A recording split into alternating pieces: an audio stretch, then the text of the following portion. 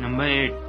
चीख तो सबने ही खाई होगी और यह मामूली बात है, लेकिन आपको जानकर हैरानी होगी कि अमेरिका के नेब्रास्का शहर में अगर आप किसी चर्च में हैं और अगर आपने किसी चर्च में छींक दिया तो आप पर वहां पर कानूनी कार्रवाई भी की जा सकती है। नंबर 7।